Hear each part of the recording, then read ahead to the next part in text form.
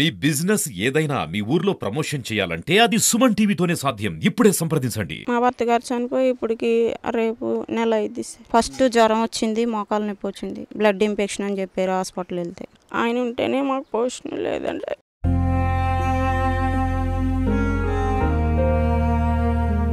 నమస్తే. ప్రస్తుతం మనం తురకపాలెంలో ఉన్నాం. తురకపాలెంలో పరిస్థితి ఎలా ఉంది? ప్రస్తుత పరిస్థితి తురకపాలెంలో చూసుకుంటే మన వెనక ఈ బొడ్రాయి కనపడుతుంది. ఈ బొడ్రాయికి సంబంధించి శాంతి పూజలు చేశారు. అయితే ఇందులో ఈ ఊర్లో ఉన్నటువంటి ఒక మహిళకి అమ్మవారు పూరినట్టు, అమ్మవారు పూనిన తర్వాత ఆమె కొన్ని విషయాలు చెప్పుకొచ్చి ఉంది. ఏదంటే ఆదివారం పూట అందరూ పొంగళ్ళు తీసుకురావాలని చెప్పేసి, అదేవిధంగా పొలిమేర రాళ్ళ దగ్గర 9 బిందెలు నీళ్లు పోయాలని చెప్పేసి ఇట్లాంటి రకరకాలవి చెప్పుకుంటూ వచ్చారు. ఇంకొకటి ఏంటంటే అసలు తురకపాలెం విషయం సెన్సేషన్ అవ్వడానికి కారణం వరుస మరణాలు. అయితే గత 10 రోజుల నుంచి ఎవరైనా చనిపోయారా అంటే లేదు. తురకపాలెంలో గత 10 రోజుల నుంచి అయితే ఎవరు చనిపోలేదు. ఒకటి, ఇప్పటి వరకు తీసిన బ్లడ్ శాంపిల్స్ కానీ ఇప్పటి వరకు చూసిన చెకప్స్ అన్నీ కూడా 2 మాత్రమే హాస్పిటల్లో జాయిన్ అవ్వడం జరిగింది. మిగతా వాళ్ళందరికీ నార్మల్గా దీర్ఘకాలికంగా ఉన్న చిన్న చిన్న వ్యాధులు కానీ ఇటువంటివి కానీ రోగాలు కానీ ఉన్నాయి. అంతే తప్ప జీజీహెచ్లో దీనికోసం వైద్య సిబ్బంది ఒక ప్రత్యేక వార్డుని నియమించింది. అక్కడ వాళ్ళకి ట్రీట్మెంట్ జరుగుతుంది. అయితే ఎవరైతే 2 ఉన్నారో వారిని జీజీహెచ్లో ఆ ప్రత్యేక వార్డులో ట్రీట్మెంట్ ఇస్తున్నారు. వారికి ఏముందనేది తెలియాల్సి ఉంది. వాళ్ళకి బ్లడ్ కల్చర్ తీసుకున్నారు. అయితే ఈ మెలియాయిడోసిస్ కేసు దీని పరిస్థితి ఏంటి? దీనికి సంబంధించి ఒక 2-3 కేసులు అయితే ఇక్కడ ఉన్నాయి. ఒక ఆయన ఆల్రెడీ చనిపోయారు, మరొక ఆయన కోలుకున్నారు, ఇంకొక అతనికి ట్రీట్మెంట్ జరుగుతుంది. సో మెలియాయిడోసిస్ కేసెస్కి సంబంధించి కూడా ఇంకా ఇన్ఫర్మేషన్ రావాల్సింది. అయితే వైద్యులు ఇప్పటి వరకు ప్రాథమికంగా ఏం నిర్ధారించారనేది ఇప్పటికీ ప్రశ్నార్థకంగానే ఉంది. దానికి సంబంధించి ఇంకా పూర్తి స్థాయి రిపోర్ట్లు రావాలి. అయితే ఇప్పటి వరకు వైద్య బృందాలు ఢిల్లీ నుంచి వచ్చాయి, మంగళగిరి ఎయిమ్స్ నుంచి వచ్చాయి, పిహెచ్సి నుంచి చాలా మంది 100 నుంచి 150 మంది సిబ్బంది వరకు అయితే తురకపాలెంలో ఇది చేస్తున్నారు. దీనికి సంబంధించి బూర్ల రామాంజనేయులు గారు ఎమ్మెల్యే గారు ఇక్కడ ఉన్నటువంటి అపోహ మూఢనమ్మకాన్ని దూరం చేసే విధంగా ఆయన పల్లె నిద్ర కూడా చేశారు ఒకరోజు. ఆ తర్వాత ఇక్కడికి చంద్రబాబు గారు కూడా దీన్ని స్పందించి ఇక్కడ వాటర్ కూడా ఫుడ్ కూడా మేమే అందిస్తామని చెప్పేసి ఏదైతే గుంటూరు నగరం నుంచి అందజేస్తూ ఉన్నారు.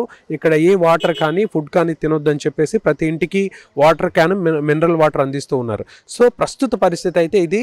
10 రోజుల నుంచి అయితే ఎటువంటి మరణం సంభవించలేదు. ఎవరికి కూడా ఈ మెలియాయిడోసిస్ అని చెప్పేసి మిగతా వారికి ఎవరికి ఇంకా కన్ఫర్మ్ కాలేదు. అయితే కన్ఫర్మ్ అయిన వాళ్ళకి మాత్రం ఒకళ్ళు కోలుకున్నారు. గతంలో మనం వాళ్ళ గురించి చూసాం. అయితే ప్రస్తుత పరిస్థితి ఎలా ఉంది? ఇక్కడ మరో తీవ్ర చర్చనీయాంశంగా ఉండేటువంటి ఒక అంశం ఏంటంటే, ఇప్పుడు ఏదైతే ఎస్సీ కాలనీలో ఉన్నటువంటి చర్చి దగ్గర గతంలో ఒక బావి ఉండేది. ఆ బావి దగ్గర పొలిమేర రాయి అక్కడే ఉండేది. ఆ పొలిమేర రాయి తీసి వేరే చోట వేశారని నిన్న ఏదైతే అమ్మవారు ఒంట్లో పూని ఆమెతో చెప్పిందో ఆమె ఆ విషయం కూడా ప్రస్తావించింది. దీనికి శాంతి చేసే విధంగా ఇప్పుడు ఈ కనపడుతున్నటువంటి ఈ బొడ్రాయికి 501 బిందెతో నీటిని పోసి, అదేవిధంగా ఆదివారం అందరూ కూడా ప్రతి ఇంటి నుంచి పొంగళ్ళు తీసుకొచ్చి ఇక్కడ ఒక చిన్న జాతరలాగా చేయాలని చెప్పేసి ఆమె చెప్పినటువంటి పరిస్థితి. అదేవిధంగా ఇప్పుడున్నటువంటి పొలిమేర రాళ్ళ దగ్గర 9 బిందెలు అయితే శుక్రవారం పూట పోయాలని చెప్పినటువంటి పరిస్థితి. అయితే తురకపాలెంలో ఇప్పటి వరకు ఉన్న అప్డేట్ అయితే ఇది. అయితే ప్రస్తుతం తురకపాలెంలో పరిస్థితి ఎలా ఉంది? ఇక్కడ జనాలను అడిగి తెలుసుకుందాం. బాబాయ్, ప్రస్తుతం పరిస్థితి ఎలా ఉంది? బానే ఉందయ్యా. బానే ఉంది. 10 రోజుల నుంచి ఏమన్నా మరణాలు? లేదు, దేవుడి దయ వల్ల ఏమీ లేదు. ఎవరికైనా అనారోగ్యం వచ్చి హాస్పిటల్లో జాయిన్ అయ్యారా? లేదు, ఏమీ లేదు. ఏమీ లేదు. గవర్నమెంట్ ఎలా స్పందిస్తుంది? బాగానే వస్తుంది. భోజనాలు, టిఫిన్, నీళ్లు ఇల్లు అన్ని సప్లై చేస్తూనే ఉంటారు. వైద్య బృందం ఎలా పనిచేస్తుంది? బాగానే చేస్తుంది. ఇళ్ళు తిరుగుతున్నారు. ఎవరు రాపోయినా కానీ 4-5 సార్లు వచ్చి పిలిచికెళ్తున్నారు. టెస్టులు చేస్తూనే ఉన్నారు. పొలిమేర రాయిస్ కూడా సరి చేశారు కదా, ఇంకా ఏమన్నా మూఢనమ్మకాలు ఉన్నాయి? ఇంకా అది ఎంతో దైవాధీనమేనమ్మా. అసలు మీరు దాన్ని నమ్ముతున్నారా లేదంటే? ఎందుకు నమ్మరు? నమ్ముతూనే గుడి అన్న తర్వాత కొబ్బరికాయ కొడతారుగా. మేము మసీదుకి వెళ్తాం, వాళ్ళు చర్చికి వెళ్తారు, వాళ్ళు శివాలయంకి వెళ్తారు. అది కాదు బాబాయ్, దేవుని నమ్మడం కాదు. ఇక్కడ జరుగుతున్నటువంటి మరణాలకు కారణం ఆ పొలిమేర రాయో బొడ్డు రాయో కారణం అంటున్నారా? దానికి మీరు నమ్ముతారా? సరి చేశారు కదా దాన్ని. సరి చేశారు, ఓకే. దానికి ముందు మీరు నమ్ముతారా? దాన్ని నమ్ముతారు. నమ్మకుండా ఎట్టుంటామే. అదే దానివల్లే మరణాలు సంభవించాయి అనుకుంటున్నారా? అనుకుంటున్నారు ఊరంతా. మనం కూడా అంతే అనుకోవటమే. అంతే. ఈ రేపు ఆదివారం నుంచి తేలిపోద్ది. మరి ఏం జరిగిద్దో ఏమో అంత. ఈ ఎక్కువగా ఎస్సీ కాలనీలో మరణాలు రావడానికి కారణం ఏంటి? ఇదే అనారోగ్యం అదే అని కిడ్నీలని ఏదో ఉంటాయి కదా, ఎవరు మూఢనమ్మకాలు వాళ్ళకు ఉంటాయి కదా. అది ప్రతి ఇంటికి వైద్యం బాగానే అందుతుందండి. బాగానే వస్తుందండి. వాటర్ మొత్తం తీసుకొచ్చి వాళ్ళే పోతున్నారు. బాగానే ఉంది. సో ఇప్పుడైతే కాస్త తురకపాలెంలో ప్రశాంతమైన వాతావరణం ఉందా? ఉందయ్యా, ప్రశాంతంగానే ఉంది. అట్టాగే ఉండాలని కోరుకుంటున్నాం మేము కూడా. ఊరు బాగుంటేనే కదా ఎవరైనా, పక్కింటోడు బాగుంటేనే మనమైనా బాగుండేది. అది ఏం లేదు, బాగానే ఉంది. ఇప్పుడు ఊరు ప్రశాంతంగా ఉంది, మరణాలు 10 రోజుల నుంచి ఏం లేవు. ఏం లేవు మాకు ఇక్కడ. ప్రశాంత్ బాగానే ఉంది.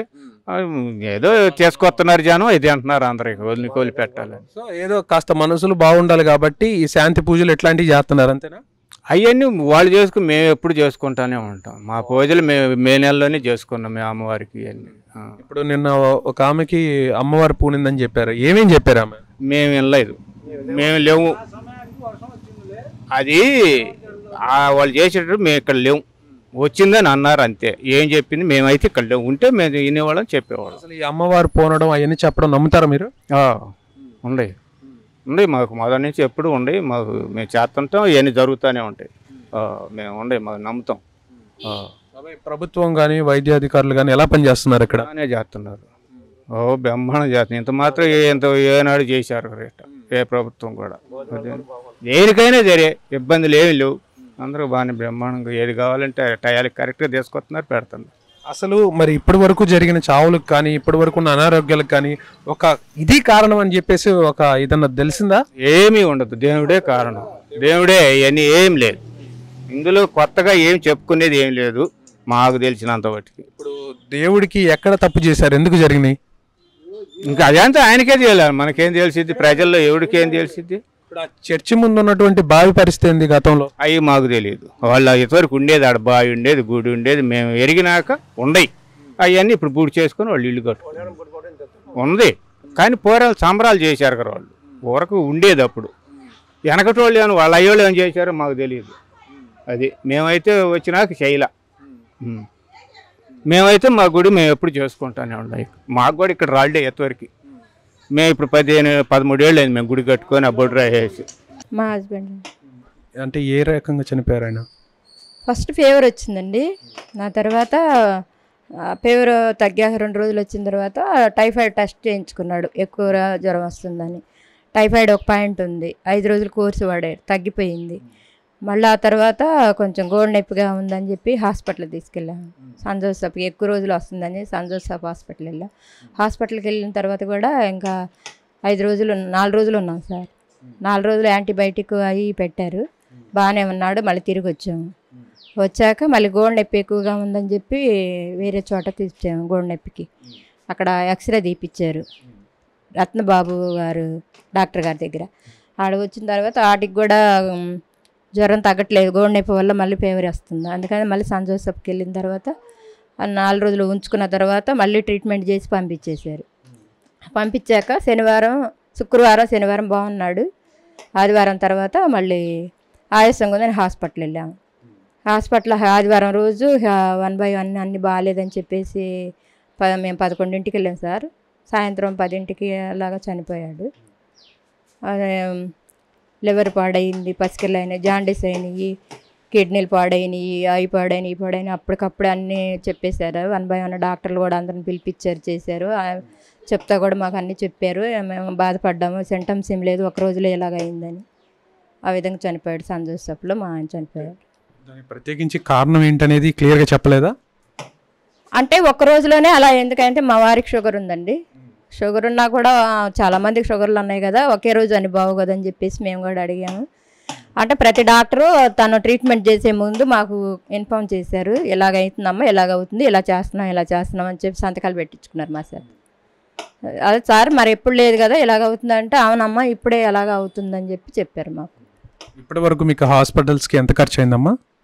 1,00,000 రూపాయలు పైన అయినాయి సార్. 1,50,000 దాకా మా వారు లేరు కదా, మా మరిదోళ్ళు పెట్టుకున్నారు. అంటే ప్రభుత్వం వాళ్ళు మీకు ఏం చెప్పారు? మాకేమి ఇవ్వలేదు సార్. అందరూ వస్తున్నారు, రాసుకుంటున్నారు, వెళ్తున్నారే కానీ ఇలా మా రిపోర్ట్లు ఇవ్వమని తీసుకెళ్లారు మా సచివాలయం తరఫున IRO మేడం వాళ్ళు. అవి అయితే ఇచ్చాం, మాకైతే ఇంకేమి ఇవ్వలేదు. ఎవరేం చెప్పలేదు. అదే మేము పెద్ద దిక్కును కోల్పోయి ఉన్నాము. పిల్లల చదువులు ఉన్నాయి, పెళ్ళిళ్ళు ఉన్నాయి, సరిగ్గా ఇల్లు లేవు, ఇబ్బంది అవుతుంది. అమ్మ మీ ఇంట్లో ఎవరు చనిపోయారమ్మా? మా భర్త గారు చనిపోయారు సార్. ఎంత ఉంటుంది ఆయన వయసు? 43 సంవత్సరాలు. కారణం ఏం చెప్పారు డాక్టర్లు? జ్వరం, బ్లడ్ ఇన్ఫెక్షన్ అని చెప్పారు సార్. అంటే అంతకు ముందే ఏమైనా ఉందా? దీర్ఘకాలికంగా ఏమైనా బాధపడుతున్నారా? అలాంటివి ఏం లేవు సార్. ఫస్ట్ జ్వరం వచ్చింది, మోకాలు నొప్పి వచ్చింది, బ్లడ్ ఇన్ఫెక్షన్ అని చెప్పారు హాస్పిటల్ వెళ్తే. అంతే. మీ ఇంట్లో ఇంకెవరికైనా సమస్యలు ఉన్నాయా? మా ఇంట్లో ఇంకెవరికేం సమస్యలు లేవు. హాస్పిటల్లో ఎన్ని రోజులు ఉన్నారమ్మా? హాస్పిటల్లో వారం రోజులు ఉన్నాం. 4వ తారీఖున వెళ్తే 11వ తారీఖున చనిపోయాడు. ఎంత ఖర్చు అయింది మీకు ఇప్పటి వరకు? మాకు ఎంఎస్ హాస్పిటల్లో 4 లక్షల వరకు ఖర్చు అయింది. ఆరోగ్యశ్రీ మీద చూస్తారు. అంటే దానికి సంబంధించి ప్రభుత్వం వాళ్ళు ఏమైనా రెస్పాండ్ అయ్యారమ్మా? వస్తున్నారు కానీ ఇంతవరకు ఏం రెస్పాండ్ ఏమీ అవ్వలేదు సార్. చేసిస్తాం. మాకేం చెప్పారంటే హాస్పిటల్లో అయిన ఖర్చు అమౌంట్ ఇస్తామని చెప్పారు. దానికి సంబంధించిన బిల్స్ అని మీ దగ్గర ఉన్నాయా? బిల్స్ అంటే ఆరోగ్యశ్రీ అంటే బిల్స్ మాకు ఇవ్వరు కదా సార్, వాళ్ళ దగ్గరే ఉంచుకుంటారు. అంటే దానికి సంబంధించిన డేటా అయితే ఉంటుంది కదా, అది విఆర్ఓ గారు ఏమైనా వచ్చి కలెక్ట్ చేసుకున్నారా? చేసుకున్నారు సార్. చేసుకున్నారు. ఆఫీస్లో డెత్ సర్టిఫికేట్ అని ఆధార్ తీసుకున్నారు, మా అకౌంట్ నెంబర్ తీసుకున్నారు. అంటే మీ కుటుంబం అంతా మీ భర్త గారి మీద ఆధారపడి ఉంటుందా? అవును సార్. మాకు ఇల్లు కూడా లేదు సార్, అమ్మగారు తెచ్చుకున్నారు. మీ ఆర్థిక పరిస్థితి ఏంటి? మీ భర్త గారు ఏం చేసేవాళ్ళు? పొలం పని చేస్తారు సార్. పొలంలో చేసుకుంటేనే మాకు, లేదంటే లేదు. కౌలు పొలమా? కూలికి కిరాయికి వెళ్తాం సార్. మేము కౌలుకి కూడా చేసుకుంటాం, కిరాయికి వెళ్తాం. ఆయన ఉంటేనే మాకు పోషణ, లేదంటే. ఇప్పటికి ఎన్ని రోజులు అవుతుందమ్మా మీ భర్త గారు చనిపోయి? మా భర్త గారు చనిపోయి ఇప్పటికి రేపు నెల అయింది సార్. 11వ తారీఖు నెల అవుతుంది. ఇంకా మీకు జీవనాధారం మరి ఎలా? మా అమ్మ రేషన్ బియ్యం ఇస్తున్నారు కదా సార్, వండుకొని తింటున్నాం అలాగే. సో మీ ఇల్లంతా మీ ఆయన గారి మీద ఆధారపడి ఉంది. ఎంతమంది ఉంటారమ్మా ఇంట్లో? మేము ముగ్గురే సార్. మా అమ్మ ఒక్కతే, మేము ఆడపిల్లలు అందరూ పెళ్లి చేశారు. మా నాన్న లేరు, మాకు అన్నదమ్ములు ఎవరు లేరు. ఏం కోరుకుంటున్నారు ప్రభుత్వాన్ని మరి మీరు? మేము ఒక ఇల్లు కట్టిస్తే మా బాబుకి ఒక జాబు, ఒక పెన్షన్ కోరుకుంటున్నాం సార్. అమ్మ మీ ఇంట్లో ఎవరు చనిపోయారమ్మా? మా పెద్దన్నయ్య చనిపోయాడు. ఎంత వయసు ఉంటుంది అతనికి? 27. కారణం ఏం చెప్పారు డాక్టర్లు? అంటే టైఫాయిడ్ జ్వరం అని చెప్పారు. ఇంకా దాని మీద ఇంకేం లేదమ్మా, టైఫాయిడ్ జ్వరం వచ్చింది. ఇంకా అదిగాక రొప్పుతున్నాడు, ఇంకా ఆయాసం లాగా వచ్చి ఇంకా హాస్పిటల్ తీసుకున్నాకే చనిపోయాడు. ఏం చేస్తుంటారు మీ అన్నయ్య? Car driver. అంటే ఆరోగ్యంగానే ఉండేవాడా ఇదివరకు? ఆరోగ్యంగానే ఉండేవాడు. కారుకి వెళ్తానే బాగానే ఉన్నాడు. అప్పటికి జ్వరం లాగొచ్చి ఇంకా తగ్గుతుంది, మళ్ళీ వస్తుంది. ఇంకా ఇంజక్షన్లు అవి చేయించుకుంటున్నాడు, బాగానే ఉంది. ఇంకా 4-5 రోజులు ఉన్నాక మళ్ళీ టైఫాయిడ్ జ్వరం అని చెప్పారు. ఇంకా వేరే గవర్నమెంట్ హాస్పిటల్ తీసుకెళ్తే ఆడేమో బెడ్లు లేవు, ఖాళీలు లేవు అని చెప్పారు. సరేలేని నైట్ ఇంటికి తీసుకొచ్చినాక మళ్ళీ తెల్లారి వేరే హాస్పిటల్ తీసుకెళ్తే ఆడ చనిపోయారు. ఓకే అమ్మా, ఇప్పటి వరకు మీకు హాస్పిటల్ ఎంత ఖర్చు అయింది? అంటే దీనికి సంబంధించి ప్రభుత్వం వారు కానీ వైద్యులు కానీ మీ దగ్గరకు వచ్చి ఏం మాట్లాడారు? కానీ ఇంతవాటికి ఇంత చేస్తాము, ఇంత ఇస్తాము, మీకు అండకున్నామని కూడా ఏమనలేదు. చూద్దాము, చదువుతాంలే అన్నారు. కానీ ఇంకా చనిపోయిన వాళ్ళు ఇంటికి వచ్చి మాట్లాడారు. కానీ ఏం జరిగింది, అట్ట జరిగింది అవన్నీ కనుక్కున్నారు. కానీ ఇంత ఇస్తాము, పలాంది ఇస్తామని మాకేం చెప్పలేదు. మీ కుటుంబంలో మామూలుగా ధైర్యంగా అయితే చెప్పి వెళ్ళిపోతున్నారు. కానీ మరి మీకు అండగున్నాం, మీకు ఎంత ఇస్తామని కూడా ఏం చెప్పట్లేదు. ఎంతమంది అమ్మా మీ ఇంట్లో ఉంటారు? ముగ్గురు ఉంటాం. మీ కుటుంబం అంతా మీ అన్నగారి మీద ఆధారపడిందా? మా నాన్నమ్మ అమ్మ చనిపోయారు.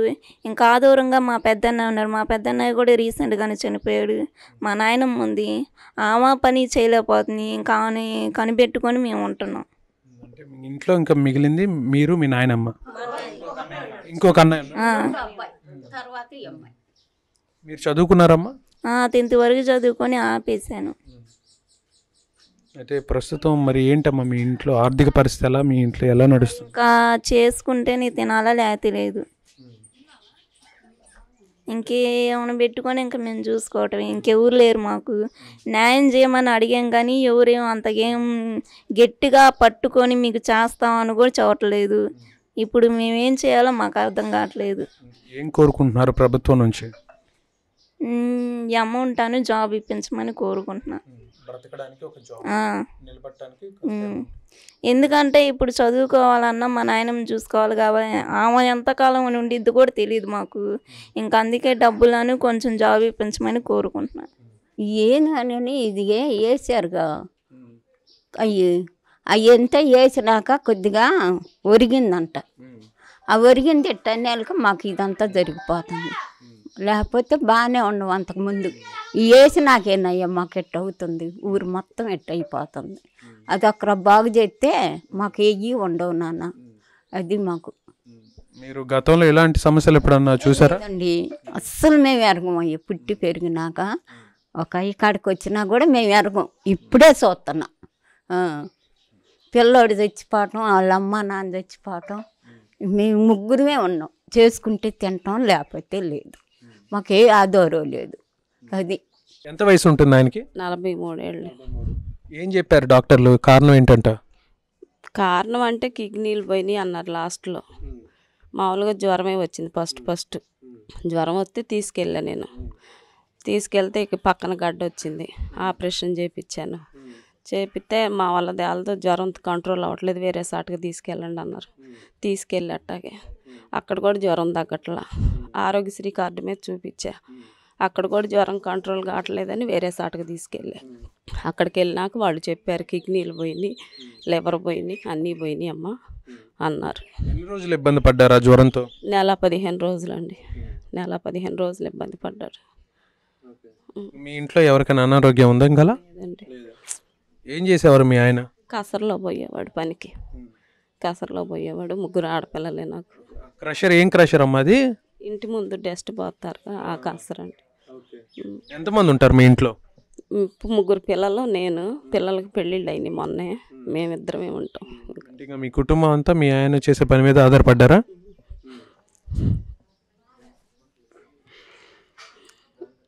ఆయనే లేడు నాకు. నేను ఒక్కదాన్నే ఉంటున్నా. ఇంక ఇప్పుడు పిల్లలు వాళ్ళ ఇళ్ళకి వాళ్ళు వెళ్ళిపోయారు. నేను ఒక్కదాన్నే ఉంటాను. ఇప్పటి వరకు మరి హాస్పిటల్లో ఎంత ఖర్చు అయిందమ్మా మీకు? ఆరోగ్యశ్రీ మీద చూపించాను.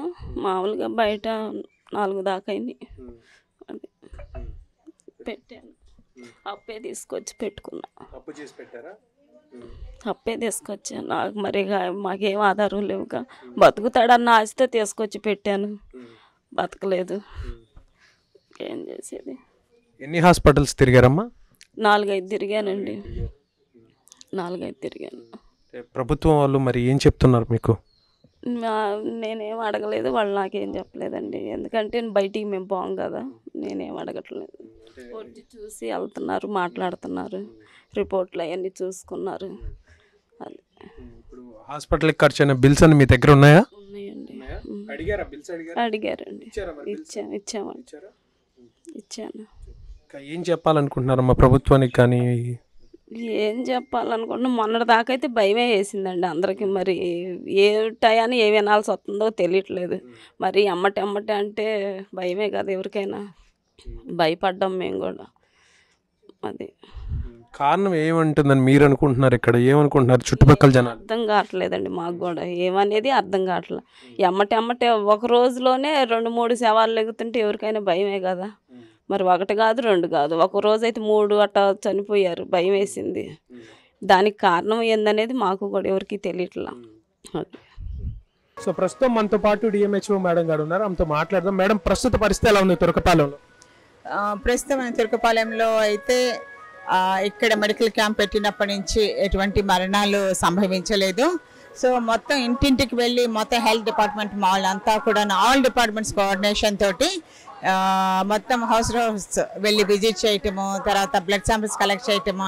ఇక్కడే మొత్తం ఒక 6 డిపార్ట్మెంట్స్ మన జీజీహెచ్ నుంచి ఇక్కడ మనం పెట్టి మెడిసిన్ డిపార్ట్మెంటు, సైకాలజీ డిపార్ట్మెంటు, సైకియాట్రిస్టులు, పెథాలజీ, ఎస్పీఎం, ఇలాగ ఆల్ డిపార్ట్మెంట్స్ ఇక్కడే ఉన్నారండి. ఎటువంటి ఇది ఉన్నా కూడాను మేము ఇంటింటికి పిలిపించి ఎవరికైనా బాగాలేకపోతే అంబులెన్స్లో ఈ మెడికల్ క్యాంప్కి పంపించి ట్రీట్మెంట్ ఇవ్వడం జరుగుతుంది. సో మాకు ఇంకేమైనా సస్పెక్టెడ్ కేసులు ఉంటే వాళ్ళ దగ్గర బ్లడ్ కల్చర్ కూడా శాంపుల్స్ తీసుకుని కల్చర్స్ పంపించడం జరిగింది. ఇప్పుడు దాకా తీసుకున్న 76 కల్చర్స్లో మనకి 64 నెగిటివ్ వచ్చాయి. కొన్ని గ్రామ్ పాజిటివ్ బ్యాక్టీరియా వచ్చింది కానీ అది ప్రాణాంతకం కాదు. సో ఎటువంటి భయాందోళన గురి కాక్కర్లేదు. ఒకవేళ మనకు సూడోమోనాలిసిస్ ఒకటి మనకి ప్రైవేట్ హాస్పిటల్లో నమోదైంది, కానీ అది కూడాను ట్రీట్మెంట్ ఎర్లీగా డయాగ్నోస్ చేస్తే ట్రీట్మెంట్ 6 weeks ప్రాంప్ట్ ట్రీట్మెంట్ తీసుకుంటే అది రికవర్ అయ్యే ఛాన్సెస్ కూడా మనకి ఎక్కువగా ఉంది. కాబట్టి మేము ప్రతి కేసు కూడాను ఆ దిశలో మేము సస్పెక్ట్ చేస్తూ కల్చర్స్ తీస్తున్నాము. ఇప్పుడు ఉన్న వరకు మాత్రం మనకి ఎటువంటి కన్ఫర్మ్డ్ కేసులు రాలేదు. మనకి జీజీహెచ్లో మొత్తం 7 ఉన్నారు, 2 కన్ఫర్మ్డ్ కేసులు. సో అందులో భాగంగా మనకి ఇక్కడ 2 సస్పెక్టెడ్ కేసులు మనం పంపించాము. వాళ్ళిద్దరిని కూడా ఈరోజు పంపించేస్తున్నారు, వాళ్ళు స్టేబుల్గా ఉన్నారు. మిగిలిన 2 మాత్రం ఇంకా రిజల్ట్స్ రాగానే అప్పుడు బేసింగ్ ఆన్ దట్ మనము ట్రీట్మెంట్ ఇవ్వడం జరుగుతుంది. సో చూసారు కదా, ఇప్పటి వరకు ఈ తురకపాలెంలో ఉన్నటువంటి జనాలు ఎవరైతే చనిపోయారో వాళ్ళ ఇంట్లోకి వెళ్ళి మనం చూసిన పరిస్థితి. జ్వరం వచ్చి సాధారణంగా జ్వరం అని చెప్పి చెబుతున్నారు, జ్వరం వచ్చి హాస్పిటల్లో జాయిన్ అవుతున్నారు.